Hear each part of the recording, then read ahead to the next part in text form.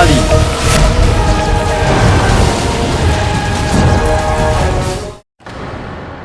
আপনাকে তো প্রথম থেকেই বলেছিলাম যে মেয়েদের সামলে চলতে হয়। এসব আপনারই ভুল মহামান্য বাদশাহ। আপনিই ওকে প্রশ্রয় দিয়েছেন, আপনিই ওকে সামলে চলবেন। আর যা কিছু করার তাড়াতাড়ি করুন, না হলে আমি ইয়াসমিনকে এখনই আমার বড় ভাইয়ের কাছে পাঠিয়ে দেব। মা,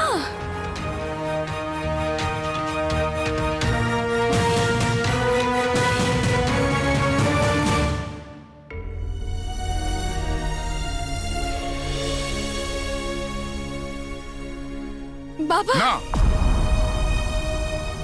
তুমি আমার মেয়ে হতে পারো না।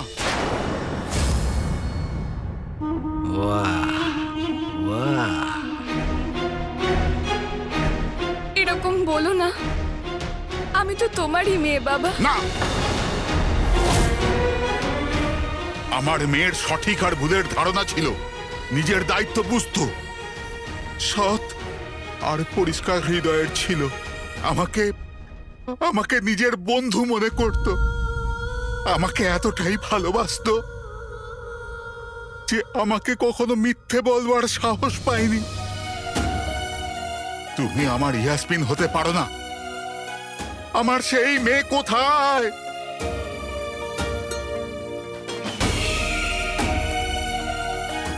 আমি তোমার ইয়াসমিন বাবা, আমার দিকে একবার তাকাও। শুধু একবার তুমি আলাদিনের সাথে দেখা করো, তুমি নিশ্চিন্ত হয়ে তুমি যাবে আমার যে মন ভেঙে দিয়েছো। আমার মাথা লজ্জায় নত করে দিয়েছো। আর তুমি তুমি বিশ্বাসের কথা আর বলো না। তুমি ভুল ভাবছো বাবা।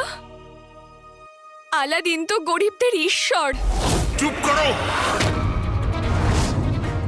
আমার আগেই বোঝা উচিত ছিল যে একটা সাধারণ ছেলে তোমার প্রতি এত আগ্রহী কেন। কারণ তোমার মাধ্যমে ও আমাকে বাধ্য করতে পারে যে ও একজন অপরাধী হওয়া সত্ত্বেও ওকে যেন শাস্তি না দিই। কিন্তু বাবা, ও তো এটাও জানে না যে আমি রাজকুমারী। এটা তুমি মনে করো। কালো চোর, মিথ্যেবাদী, সুবিধাবাদী, প্রতারক, বিশ্বাসঘাতক।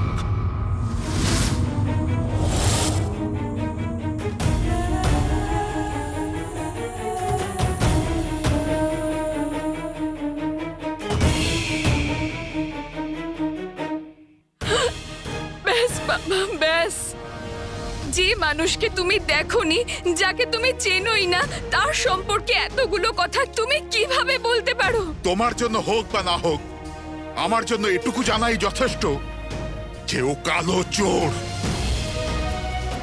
আমার আজ প্রথমবার এই কথাটা মনে হচ্ছে যে তোমার মা একদম ঠিক ছিল।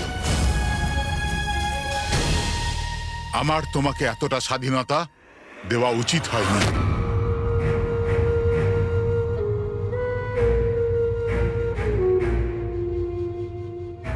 বাবা, এসব তুমি কি বলছো? তুমিও কি মায়ের মতো মনে করো যে মেয়েদেরকে খাঁচার মধ্যে পাখির মতো বন্দি করে রাখা উচিত? এখন কি তুমি তোমার দেও শিক্ষাতেও সন্দেহ করছো বাবা?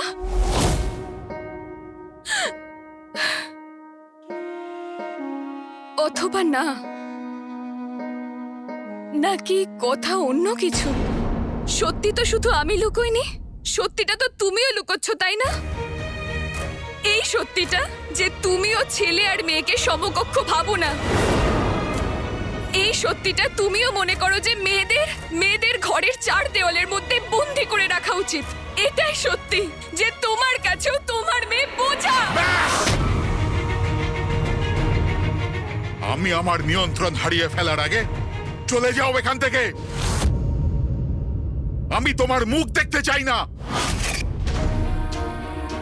হ্যাঁ, আমিও তোমার সাথে কোনো কথা বলতে চাই না। এই আলাদিনই যদি কোনো রাজকুমার বা কোনো ধনী পরিবারের হতো, তাহলে এইসব প্রশ্ন উঠতই না। আমি জানি তোমার এতে তো কোনো সমস্যা নেই যে ও কালো চোর, বরং তোমার সমস্যাটা এটা যে ও সাধারণ মানুষ। আমি জানি।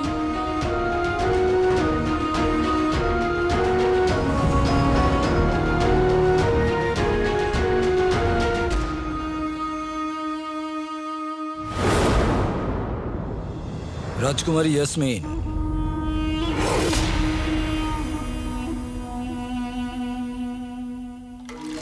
আপনার ব্যক্তিগত জীবনে দখল দেওয়ার জন্য ক্ষমা চাইছি, কিন্তু আমি সব কথা শুনেছি।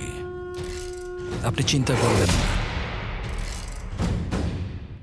আমি আপনাকে ছাড়ব না। আমি বলতে চাইছিলাম যে এই কঠিন সময়ে আপনাকে একা ছাড়ব না। আর এমনিতেও যার মনের মধ্যে আবেগ থাকে, ভালোবাসা থাকে, তাকে কেউ হারাতে পারে না।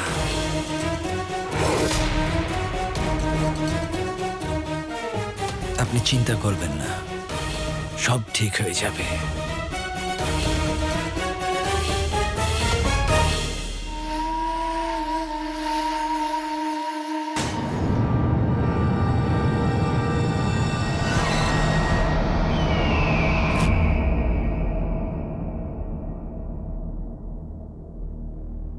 ওয়াজিরে আলা, এরকম মনে হচ্ছে যে আমি জীবনের সব থেকে বড় যুদ্ধ হেরে গেছি। মহামান্য বাদশাহ, এইভাবে আপনি বলবেন না। তবে আমার মনে হয় যে আপনি সিদ্ধান্ত নিতে একটু তাড়াহুড়ো করেছেন।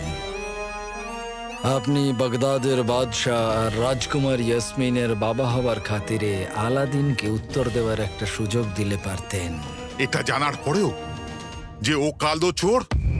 আপনি সবসময় রাজকুমার ইয়াসমিনের মতামত এবং সিদ্ধান্তকে গুরুত্ব দিয়েছেন, আর আমি এটাই চাই যে আপনি এইবারেও তাই করুন। আপনি একবার আলাদিনের সঙ্গে দেখা করুন, তারপরে আপনার যেটা ইচ্ছা সেটাই করবেন। ঠিক আছে ওয়াজিরে আলা, আলাদিনকে শীঘ্রই ডাকো। রাজপ্রাসাদে আর কোনো মিথ্যে কথা বলা হবে না। আমিও ওর সাথে পরিচয় লুকিয়ে দেখা করব না। আলাদিনকে খবর দিন যে ওকে বাগদাদের বাদশাহ অবিলম্বে হাজির হবার নির্দেশ দিয়েছেন। এই কালো রাতটা তো সত্যি আমার সব স্বপ্নকে সাজাতে এসেছে। দারুণ। আগে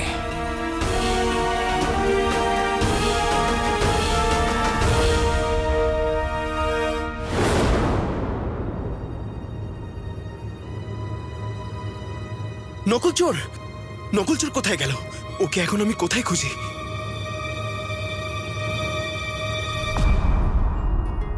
নকলচোর! কালো চোর?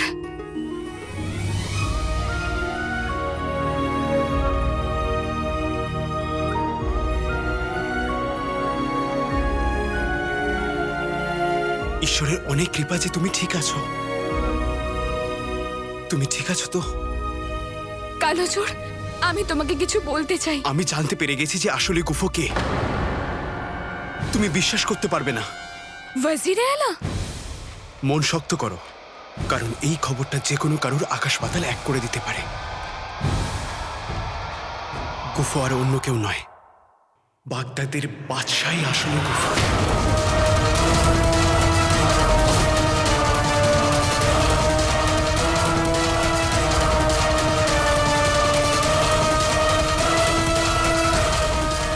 আমি জানতাম তোমারও অবস্থা ঠিক আমার মতনই হবে। শুধু একবার ভাবো নকলচোর, মহামান্য বাদশাহ যে বাগদাদের সবার সামনে এত ভালো আর সৎ হবার নাটক করে উনি আমাদের সবাইকে বোকা বানিয়েছে। বোকা তুমি কালো চোর।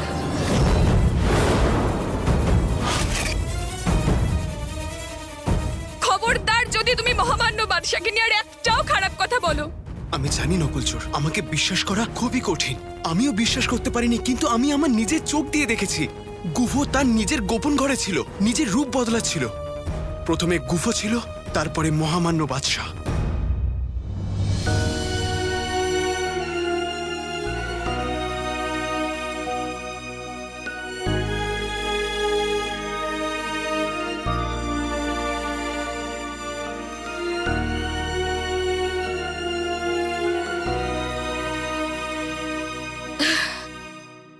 না, আমি আজ পর্যন্ত তোমার সব কথা বিশ্বাস করেছি কালো চোর, সব কথা মেনেও নিয়েছি। কিন্তু আমি এটা মানতে পারবো না, তোমার নিশ্চয়ই কোথাও ভুল হয়েছে কালো চোর। আমি তো তোমাকে বললাম, আমি নিজের চোখে দেখেছি বাদশাহী আসলে গুফো। ওই আমার থেকে আমার জিনুকে কেড়ে নিয়ে ওর মতন খারাপ আর স্বার্থপর বানিয়ে দিয়েছে। খবরদার!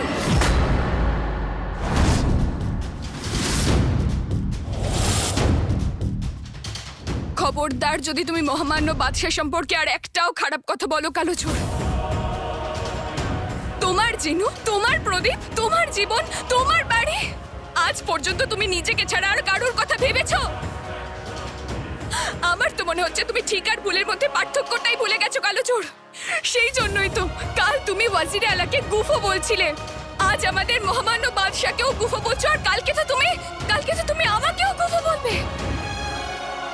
নিজের পাগলামিটা বন্ধ করো কালোচোর। না নকলচোর, তুমি এত রাগ কেন করছো?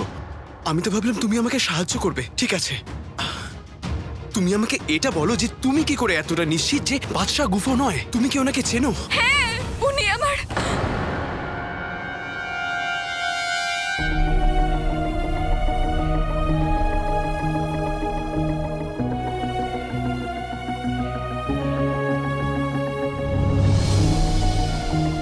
তুমি ধরেই নিয়েছো না যে মহামান্য বাদশাহী গুফো?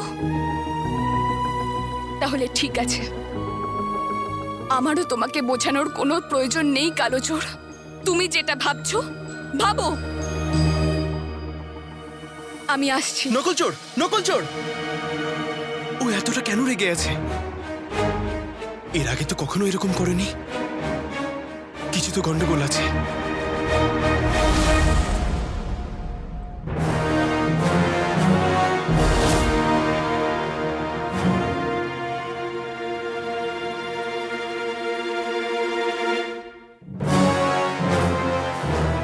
গুল্লু? গুল্লু নয়, সুবেদার গুলবদন।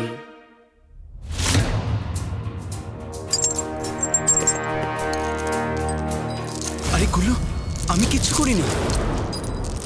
মহামান্য বাদশাহ এক্ষুনি তোমাকে তার সামনে হাজির করতে বলেছে।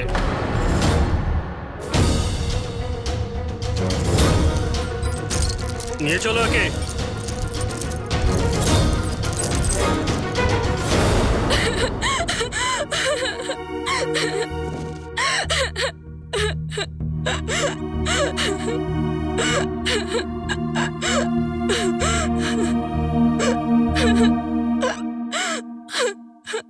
বাবা ঠিকই বলে,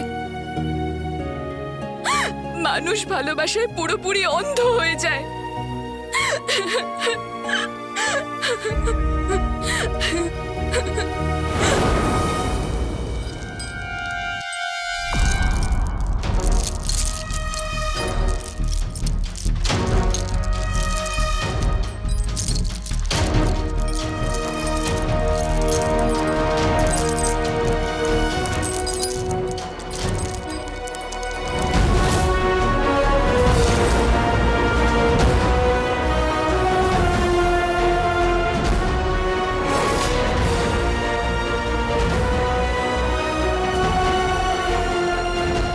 আমি তোমার রহস্য জানতে পেরে গেছি গুফো।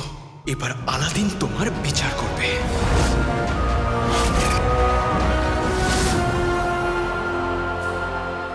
বাবা নিজের সন্তানকে শুধু স্নেহ ভালোবাসাই দেয় না, তাকে নিজের শিক্ষা দেয় আর নিজের সংস্কৃতিও। একজন সাহসী তার সন্তানকে সাহসিকতার শিক্ষাই দেয়, আর একজন সত্যবাদী সত্যি বলা শেখায়, আর একজন বাদশাহ শাসন করতে শেখায়, আর একজন বিশ্বাসঘাতক বিশ্বাসঘাতকতা করতে শেখায়।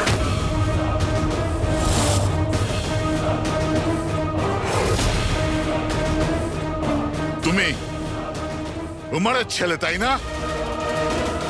সেই উমর যে নিজের দেশের সাথে বিশ্বাসঘাতকতা করেছে, যে নিজের মাটি আর বাগদাদকে শত্রুর হাতে বেচে দেবার ষড়যন্ত্র করেছিল, আর কাপুরুষের মতো এখান থেকে পালিয়ে গিয়েছিল।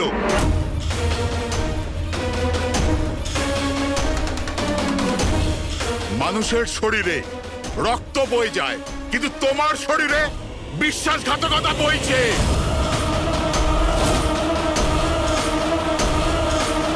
আর এই লাগলো প্রথম তীরটা,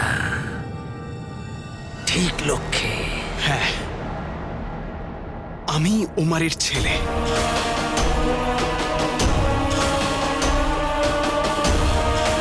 কিন্তু আমার বাবা পালিয়ে যায়নি, অসৎ ছিল না আর বেঈমানও নয়। আচ্ছা, যদি এরকম হতো তো তুমি একজন ভালো মানুষ হতে, কিন্তু ওমারের প্রতিপালনে তুমি বেঈমানি আর বিশ্বাসঘাতকতা শিখেছিলে, সেই জন্য তুমি একজন কালো চোর তৈরি হয়েছো।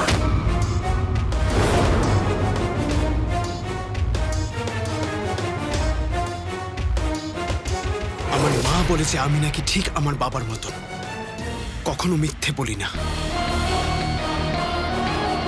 আজকেও বলবো না। হ্যাঁ, আমি কালো চোর।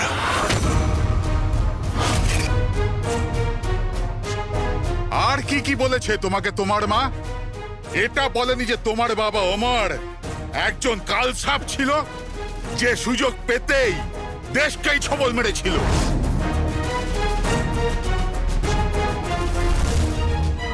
আজ যদি ওমরকে সামনে পাই তাহলে ওকে প্রাণে মারবো না, কারণ মৃত্যুদণ্ড ওর জন্য খুবই সাধারণ আর লঘু হয়ে যাবে। আমি ওকে এতটাই যন্ত্রণা দেব যে যন্ত্রণাও ওর প্রতি করুণা বোধ করবে। ওমর তো পালিয়ে গেছে, কিন্তু তুমি ধরা পড়ে গেছো। দেখতে নিষ্পাপ, মন নিষ্ঠুর, স্বভাবে চোর। তুমি সত্যিই ওমরের ছেলে, একদম ওরই মতো। আমার আর বাগদাদের সব থেকে বড় শত্রু তুমি।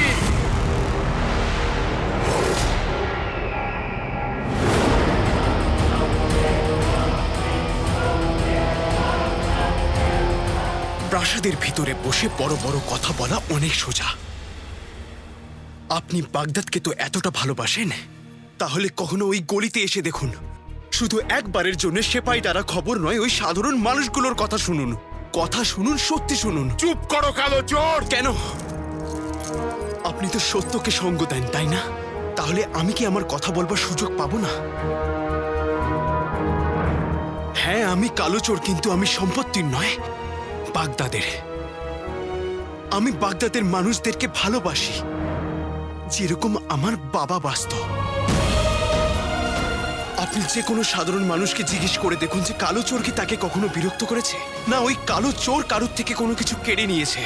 তারা কি কালো চোরকে ঘৃণা করে? উত্তর আপনি নাই পাবেন। আমার কোনো কিছু জিজ্ঞাসা করবার প্রয়োজন নেই। আমি এটা জানি যে তোমার বাবা বাগদাদের কলঙ্ক ছিল, আর তুমিও বাগদাদের একটা কলঙ্ক। ব্যাস,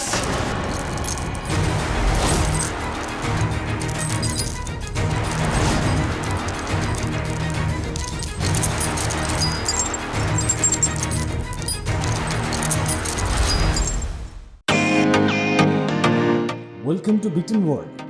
হাউ মে অ্যাসিস্ট ইউ? নতুন ফ্ল্যাটের জন্য একটা স্ট্যান্ড ফ্যান আর কুলার নেব। এই পচা গরম থেকে একটু স্বস্তি চাই। বাজার চলতে সব ব্র্যান্ড তো আর ভরসাযোগ্য নয়। তার জন্য তো আমাদের ফ্যান আছে, all purpose bullet table fan, ceiling fan. আমাদের সিলিং ফ্যান কিন্তু 30 মাসের ওয়ারেন্টি সহ পাওয়া যায়।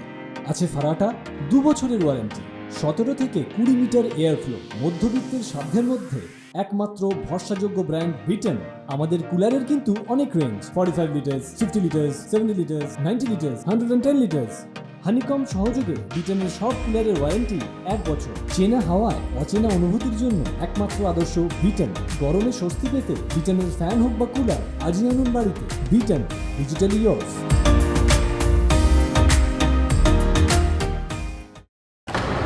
বোকা বোকা বোকা বোকা বোকা বোকা ওই আলাদিন নয়, বোকা আমি, যে ওই অসভ্য নিষ্ঠুর বাজে বোকা আলাদিনকে ভালোবেসেছি।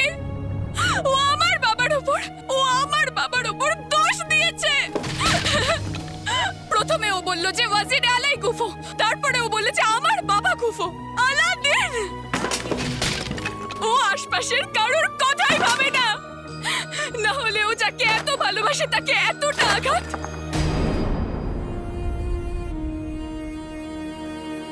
তাহলে আমি কি ওর লক্ষ্য অব্দি পৌঁছানোর একটা রাস্তা ছিলাম? তুমি বাগদাদের রাজকুমারী, একটা সাধারণ মেয়ের মতো জীবনযাপনের মানে তুমি বোঝো?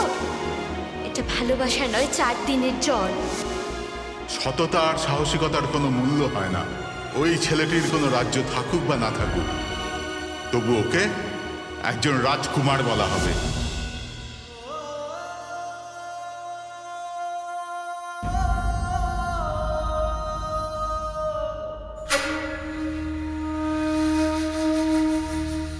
ওনারা আমাকে বোঝানোর কত চেষ্টা করলেন, আর আমি এসব কি করলাম?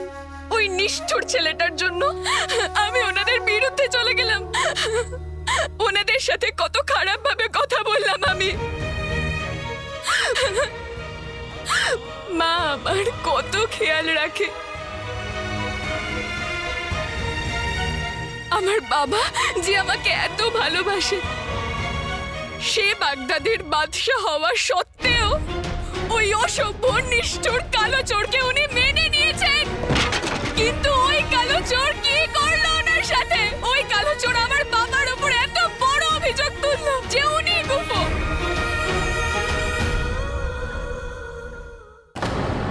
আমি এটা জানি যে তোমার বাবা বাগদাদের কলঙ্ক ছিল, আর তুমিও বাগদাদের একটা কলঙ্ক। ব্যাস! যে নিজের দোষ লুকোতে চায় সে অন্যের দিকেই আঙুল তোলে। আমার আর আমার বাবার উপরে অভিযোগ করবার আগে এইটা জেনে নিন যে আমি যদি আপনার উপরে অভিযোগ করতে শুরু করে দিই তাহলে সময় শেষ হয়ে যাবে, কিন্তু অভিযোগ নয়। এবার আমার দ্বিতীয় তীরটা চলবে। আসল মজা তো তখন দেখব। আপনি সৎ হৃদয় নয়, ডাকাত, গরিবের শত্রু আপনি। আপনি প্রথমে আপনার আংটির জিনকে গোলাম বানিয়ে বাগদাদে আতঙ্ক ছড়িয়েছেন, মানুষের ক্ষতি করে তাদের সবকিছু কেড়ে নিয়েছেন। আপনি আমার ভাই, আমার জিনু, আমার জাদুর প্রদীপের জিনকে আপনি বশ করতে চেয়েছিলেন। যদি এখানে কোনো চোর থাকে তাহলে সেটা আপনি, আমি বা আমার বাবা নয়।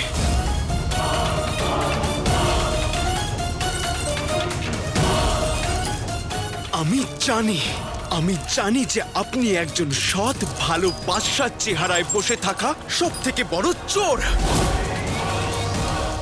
আপনি গুফো। প্রলাপ বকো না তুমি।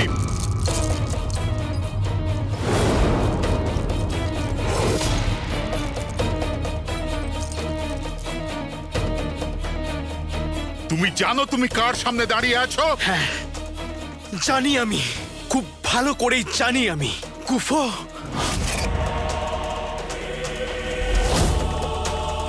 যার মাথায় শয়তানের হাত আছে তার হাত দিয়ে ছোড়া তীর কখনো লক্ষ্যভ্রষ্ট হয় না। দারুণ। মানুষ যেই বাদশাকে মাথার উপরে বসিয়ে রেখেছে তারা কি করে জানবে যে সেই বাদশাই তাদের ধ্বংস করবার জন্য পরিকল্পনা করছে? তারা জানে না, কিন্তু আমি জানি। আমি এটাও জানি যে আমার বাবা নির্দোষ, আপনি ওনাকে ফাঁসিয়েছেন। কিন্তু সত্যি বেশি দিন লুকিয়ে থাকে না। আমি তোমার আসল চেহারা আর মতলব সবার সামনে নিয়ে আসবো গুফো। আমি তোমাকে ছাড়বো না।